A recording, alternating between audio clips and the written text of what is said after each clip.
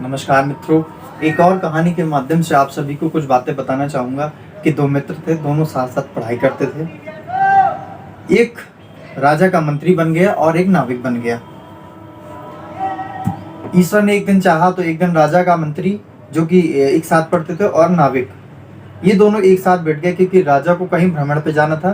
तो राजा का जो मंत्री था, जो इसका नाविक का मित्र था, दोनों लोग एक ही साथ नाविक उस नाव में सवार हो गए। नाविक नाव चला रहा था, राजा का मंत्री साथ में बैठा था, राजा साथ में था। नाविक मन ही मन सोच रहा था कि अरे ये तो राजा का मंत्री बन गया, अब तो मुझसे बात भी नहीं कर रहा, मेरी तरफ देख भी नहीं रहा और मुझे भाव भी नहीं दे रहा। कोई बात नहीं, नाविक ने नाव पार कराई। राजा ने टेंट वेंट लगाया, तंबू लगा के अपना ये लोग रहने लगे। रात्रि विश्राम हुआ, नाविक भी वहीं सो गया। तभी एक बिल्ली की रोने की आवाज आती है। तो राजा का मंत्री वहां नहीं था, तो राजा ने कहा कि नाविक से बोला कि जाओ देख के आओ बिल्ली क्यों रो रही है।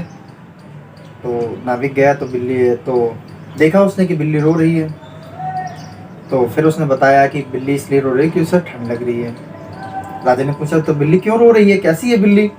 तो फिर वो देखने गया तो फिर नाविक ने कहा कि बिल्ली आधी कारी है आधी भूरी है। फिर उसने बताया राजा को कि आधी बिल्ली कारी है आधी भूरी है। राजा ने पूछा क्यों रो रही है बिल्ली। तो फिर वो नाविक गया तो उसने कहा कि ठंड की वजह से रो रही है। इस तरीके से वो 2-3 बार गया।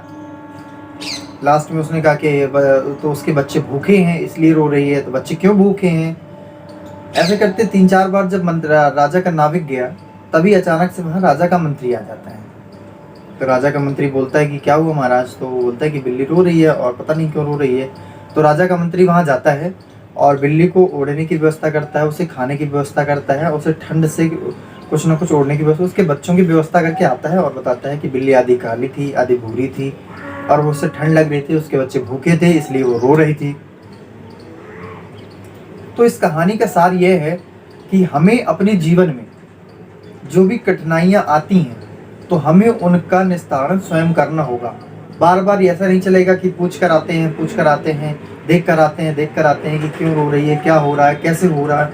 जो भी समस्याएं हैं हमें इन सबको स्वयं ही निस्तारण करना होगा, वरना नाविक के नाविक हम रह जाएंगे और राजा का मंत्री राजा से आगे निकल जाएगा। मित्रों, इस कहानी से बस यही सीख लेनी चाहिए कि हमें अपने जीवन की जो भी कठिनाइयां हैं हमें स्वयं उनको जाके ठीक करना है